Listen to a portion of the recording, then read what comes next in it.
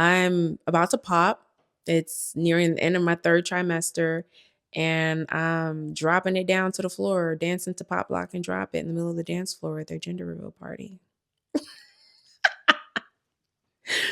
Yeah, so that's how my pregnancy was. I was having fun.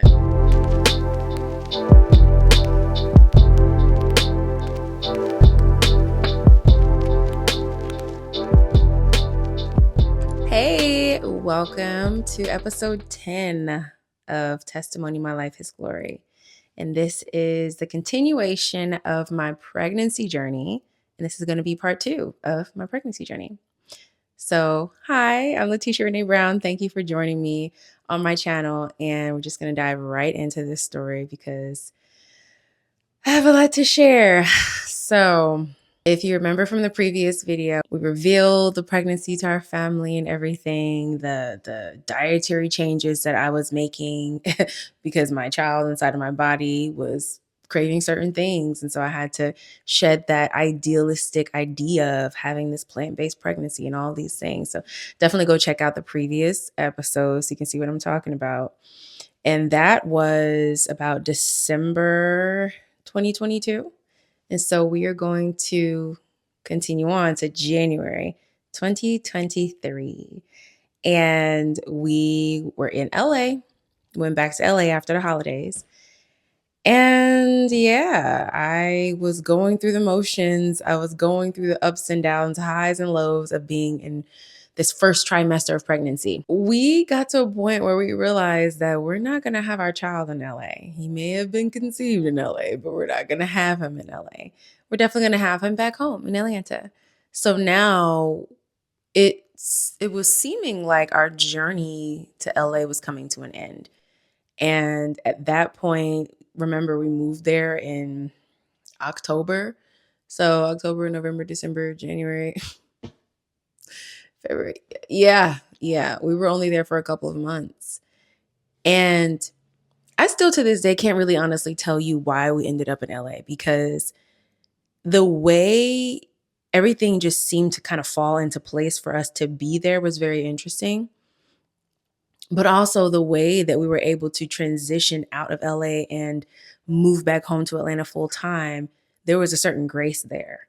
And so what I mean by that is there was certain things that was happening that just was in alignment with us moving back to Atlanta. And so here I am, not really showing yet, but feeling everything in my first trimester. And it's January, so we're trying to figure out how we're going to transition back. Well, a couple things we had to do. We had to talk to the leasing agent and everything at the apartment to see how we could essentially break this 1-year lease that we signed up for in LA. Crazy enough, they were so gracious to not penalize us or anything like that. And they said, yeah, you can break your lease. And there was no penalty. I don't remember there being a penalty. But then there was then we had all of this furniture that we bought because, again, like I told you in the previous video, we were bi-coastal.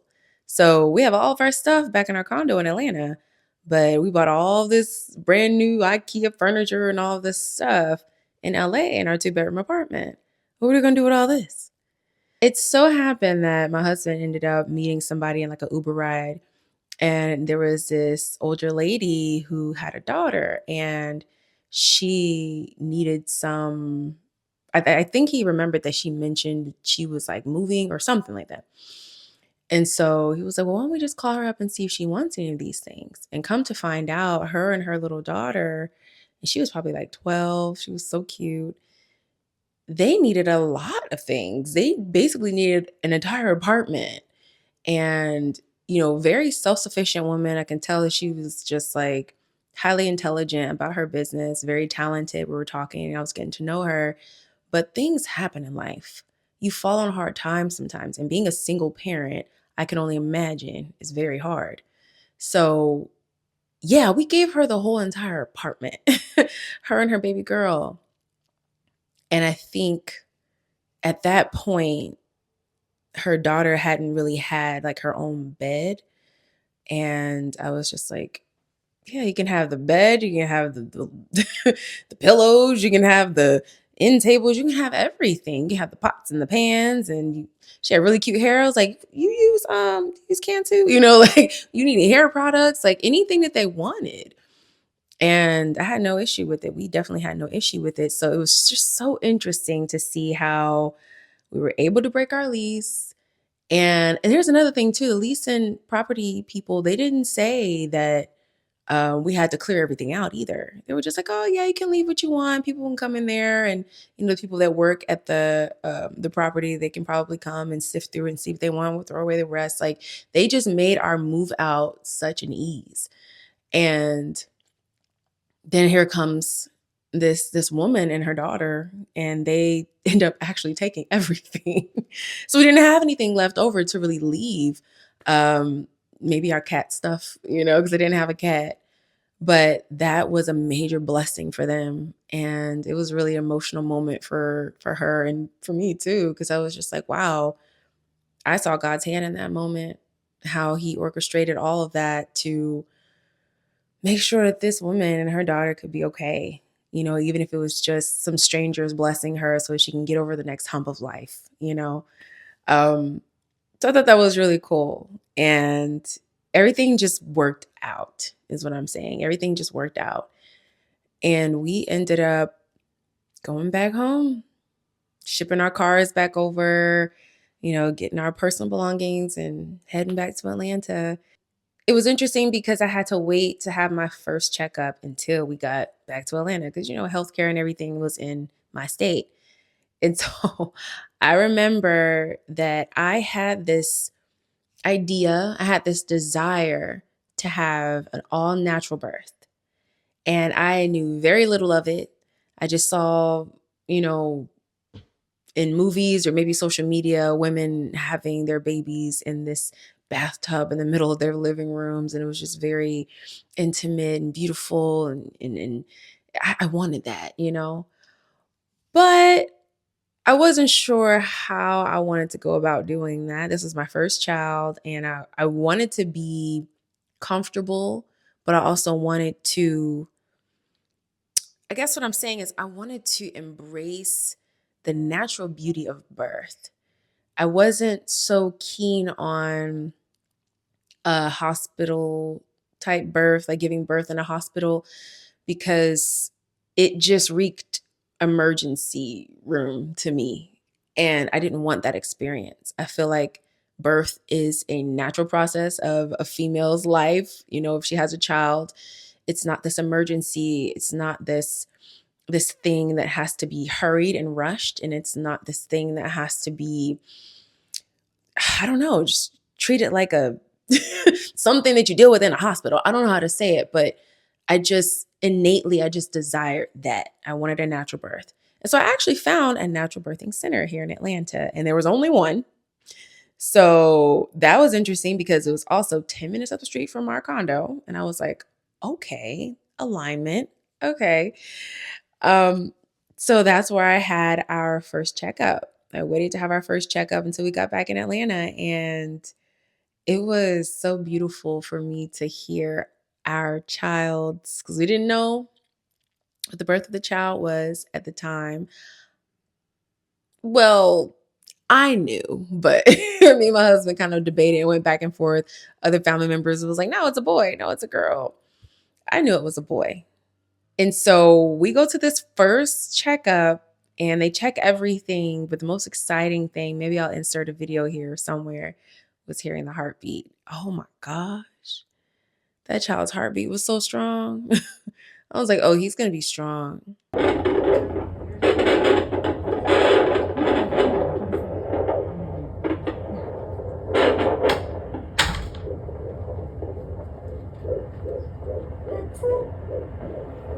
That's your baby.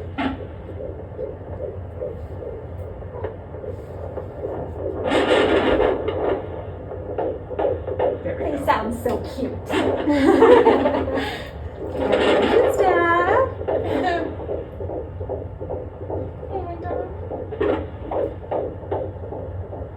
A strong heart. Yeah, strong heart. Athlete like daddy. Yeah.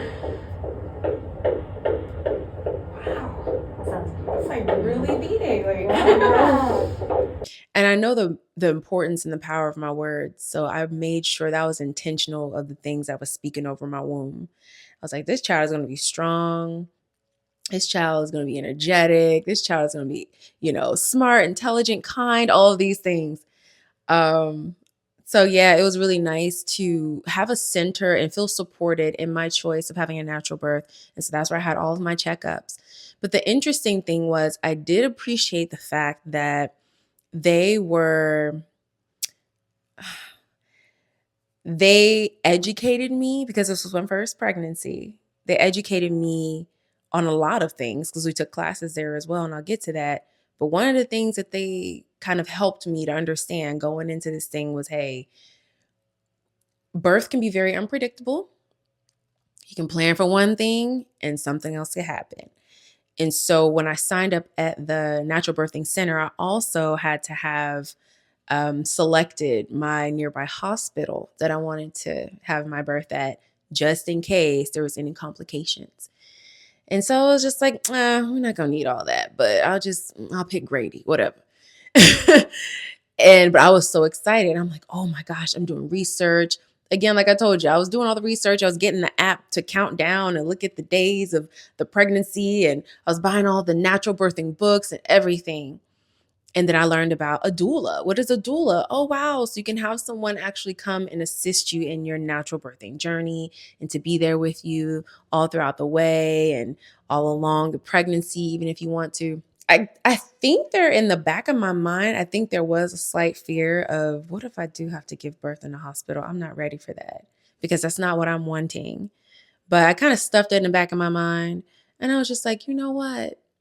We're going to have this natural birth. Because I see women do it all the time. And it's supposed to be a natural process of a female's life when she's pregnant.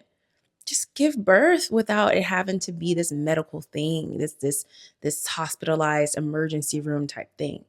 That was what I personally wanted. No flack against anybody who had their child in the hospital, but that's what I desired. Also, another reason why we ended up transitioning back home to Atlanta is because I was preparing to film. So I was preparing to film season 6 of The Oval in, I think, March at that time.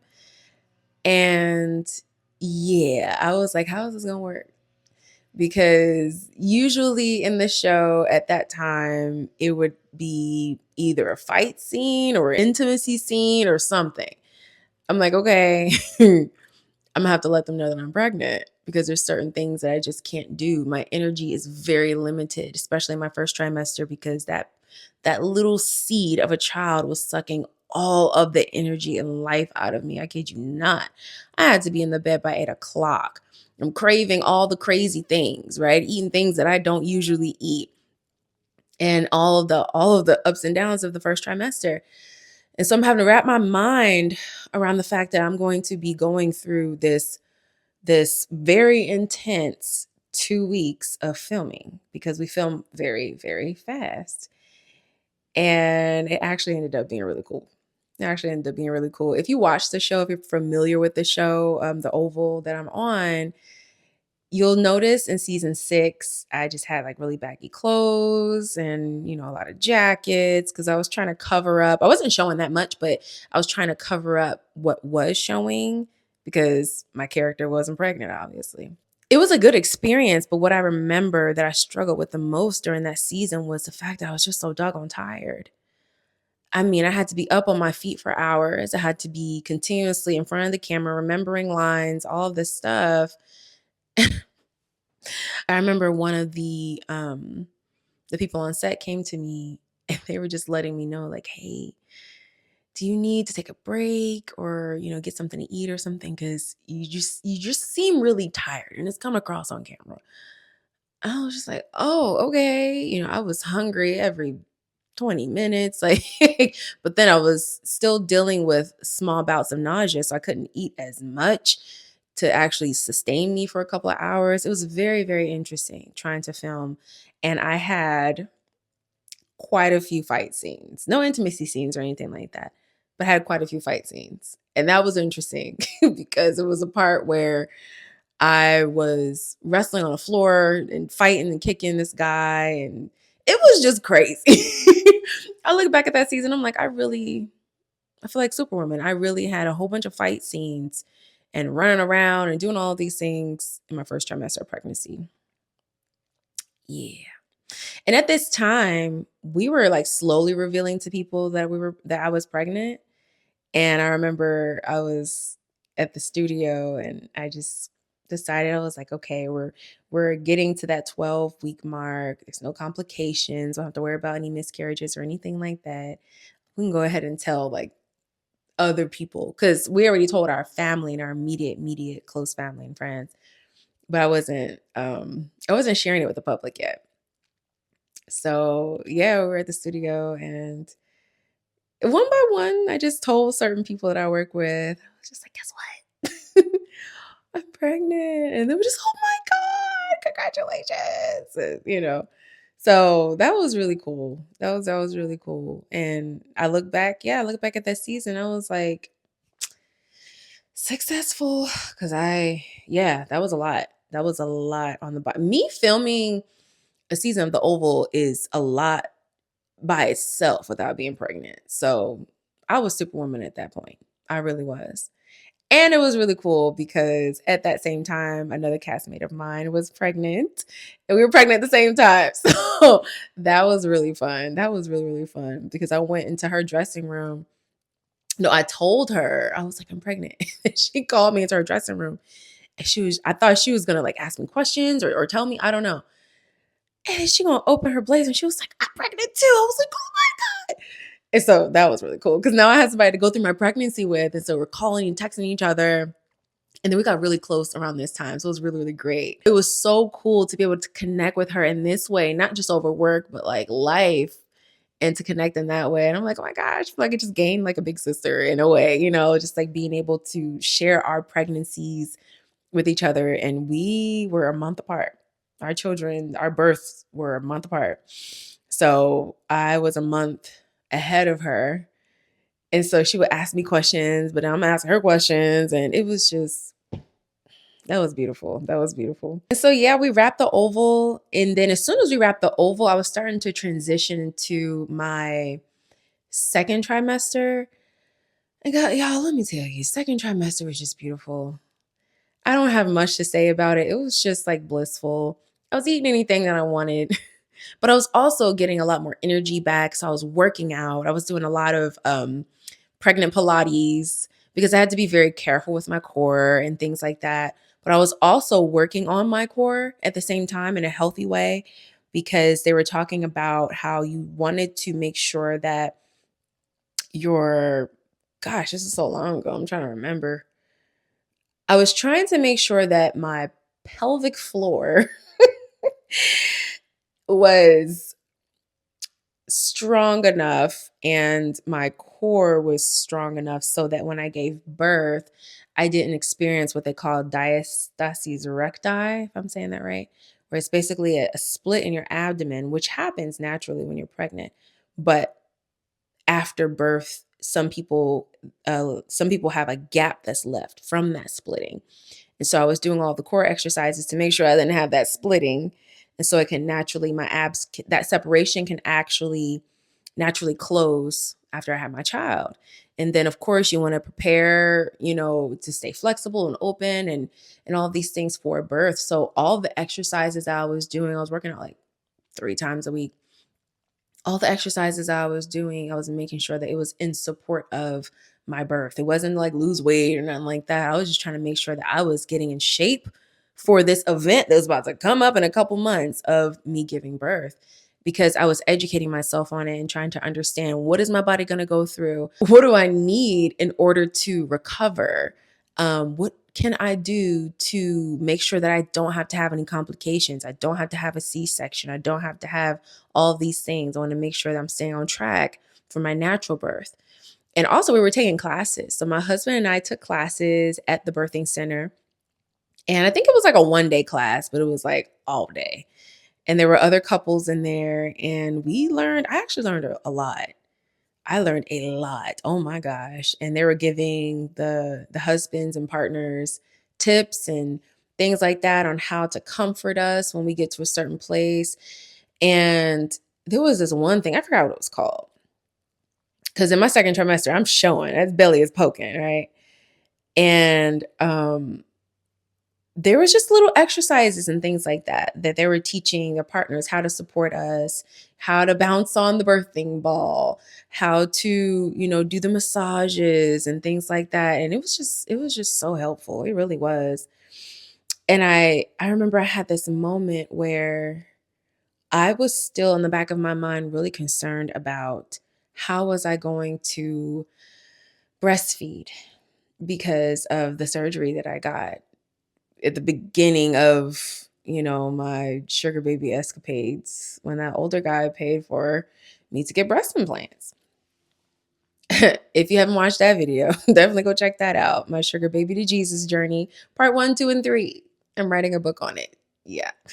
So anyway, um there was a fear. There was a fear that I wasn't going to be able to breastfeed my child because that's what I wanted to do. Again, I'm all about natural and normalizing natural. And I thought it was very natural for me to be able to feed my child from my bosom. And I didn't want my child to just only have formula. Nothing wrong with formula, but I wanted to at least have a mixture. You know what I mean? Or if I can fully just sustain my child on, my breast milk. So we were watching, I remember like it was yesterday. That Holy Spirit is so beautiful. And there was moments, different moments and times where the Lord was speaking to me about this child in my womb. And this moment in particular was really encouraging to me because I it was a part in our class where we were watching the videos of how to pump, milk from your breast, how to feed your child and breastfeed. And I was just so concerned, like, that looks painful. But also, I wasn't sure if I was still going to be capable of doing it. Now, the people at the birthing center, I let them in on what was going on with me, and they were just like, no, you should be fine. There's a lot of women who have gotten, their breast done, and they still feed their children from their breasts. They still breastfeed. But I was still so concerned about that. I was concerned that it was going to hurt. I was concerned that I wasn't going to be good at it. I don't know. It was just so many concerns. First time mom, I never did this before. Was going to come natural to me. And all of that was swirling in my mind, and I heard the Holy Spirit say, you're going to be just fine. And it was a lot of layers within that simple statement, but it meant the world to me in that moment because it just put at ease everything that I was concerned about. My son, my child is going to be fine. So I really appreciate the Lord for that. That was beautiful. And then the gender reveal. So I forget where exactly we had like timestamp wise when the gender reveal was. I'm just kind of like going down a series of events in my mind to share with you like what happened during my pregnancy. So what I do remember is I wanted to have a gender reveal. I wanted to have like a little gender reveal mini party with our family. My husband was like, no, I want to know. I want to know the gender. I think it was another checkup that we had, and they were doing, this was our first ultrasound. This was the first ultrasound. And we were going to be able to see our baby. We were going to be able to not only just hear the heartbeat, but to see hopefully fingers and toes and, the baby's little face. And it was just, yeah. So I get it why my husband was just like, no, I want to know. Because it was so tempting, because the person, she asked us, she was like, okay, we're at the point where the ultrasound would be able to reveal the genitalia. And she was basically when she was doing the ultrasound, she was scanning different parts of the baby's body, making sure everything was right and giving us a report of it. And then when she got to the genitalia, she kept that to herself because she wanted to ask us first, do you want to know the gender? I said no. My husband was like, no, I want to know.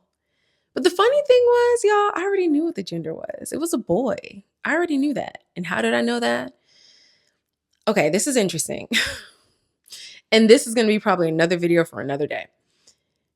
I remember before I was married, before I met my husband, it was 2021. And this was at the time where, you know, if you watch my previous videos and you've been following this testimony so far, it was that part in the testimony when I was celibate, single, lonely, no, but fulfilled in the Lord and truly focusing and living for Him, serving Him, serving at church, all of these things, but also a lot of supernatural experiences were starting to happen, starting to, understand my spiritual gifts that the Holy Spirit has blessed me with, all of these things. And my dreams, I've always had dreams since I was a child. And so my dreams were super ignited at that point in my life. And me waking up, I can share with you very weird, interesting encounters that I had with the Lord and even the demonic realm, because I was still coming out of that place of, witchcraft, divination, and everything that I was a part of in the occult when I was doing those new age practices. So that was a very interesting time. But one dream that I had, I wouldn't even call it a dream, I would call it a vision, because it was like, I don't know how to explain this. And I don't know if anybody who's watching this video can resonate, but if you can, please comment down below, so that I can know that I'm not the only one that experiences this. There is this interesting in-between sleep state that I experience ever so often, pretty frequently, where I would experience things in the spiritual realm. Hearing things, feeling things, seeing things, all of that. But this was I was waking up, I was woken up, and but my eyes were still closed. I was still asleep. That's the only way I can explain that in between state. And I saw a vision of this little boy and his little cute little round head. And he was dark skinned. He was like my complexion. But then I saw he had like nail polish on his nails. And y'all, I'm not saying nothing. I'm not saying nothing about anything. But just hear what I'm saying. Because I know people will probably like, oh my gosh, what is she trying to say? Just hear what I'm saying. This is how the Lord spoke to me. He showed me a little boy and he had nail polish on his nails. And I heard very clearly the Holy Spirit say to me, pray the spirit of homosexuality off of your unborn son. Okay. And that's what I did. I got up and I prayed. And it was a very simple prayer. And I think I went back to sleep. But from that day forward, I knew that my first child that I was going to have was going to be a boy because of that interesting vision. And so we can get into that and we can talk about that in another video. I know that's a lot, that's loaded, and there's probably a lot of questions. But I wanted to share that so that you understood why I knew the gender of our child before it was revealed. And so back to the ultrasound, sure enough, it's a boy. And they show us a cute little picture of his cute little face and his little lips. I was like, oh my gosh, that's my husband's lips. He's so adorable. And my husband was over the moon. And then we started to work on a name, and what are we going to name him? No, we already had the name. We had a name if it was going to be a boy, and we had the name if it was going to be a girl. And so the name that we chose for a little boy, that was his name.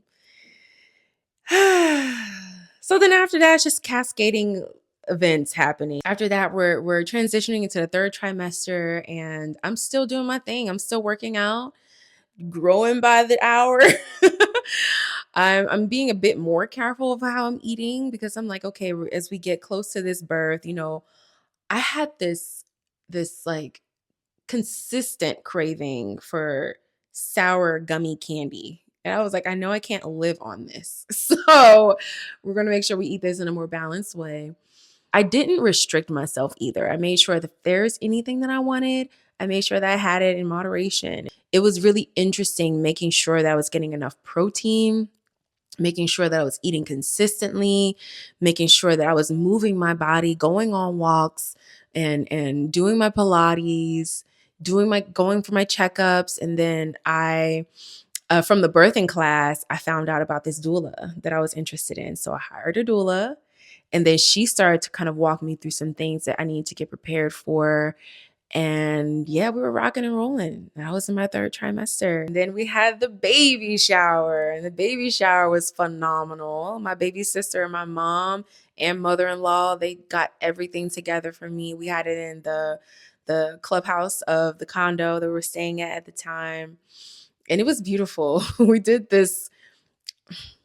I look back, I'm like, I really wish I would have dedicated more. I wish I was really dedicated to it. But we kind of came up with a theme, and we were calling our baby boy Simba, essentially. Like, I love Lion King. It's my favorite Disney movie. So, he was Simba, and then we were his parents, you know? So we came in, just I had my hair all out like a lion mane, and I had on a crown. My husband had on a crown. And my family, they decorated the club room with like Lion King and balloons. My sister got this amazing balloon arch. It was so cute. It was really, really cute. I really enjoyed it. And to have all of our family and friends come, we had food and games, and it was really intimate, really chill, but fun. I wasn't able to have a gender reveal party, but at least we had a baby shower, and boy, were we showered. Our child was set, and I was just so grateful for that. I was like, wow, like we don't have to buy anything. Maybe a couple little things that we decided that we wanted to buy and not put on the registry, but we were set, at least for his first couple of months. Diapers out the wazoo, right? Yeah, so that was the pregnancy.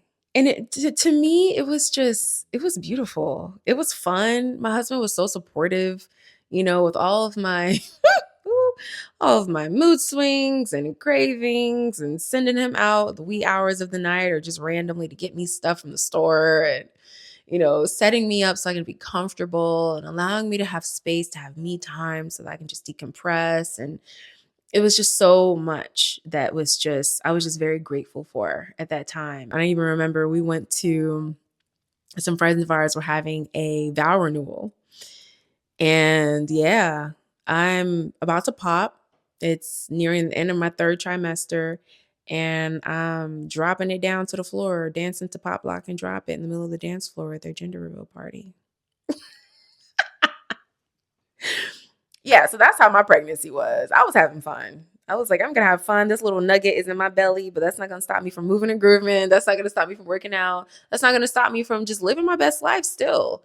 So it was just beautiful. It was beautiful. I really, really thoroughly enjoyed my pregnancy. And I'm grateful to God that I enjoyed my pregnancy, because the birth was traumatic. It was horrendous.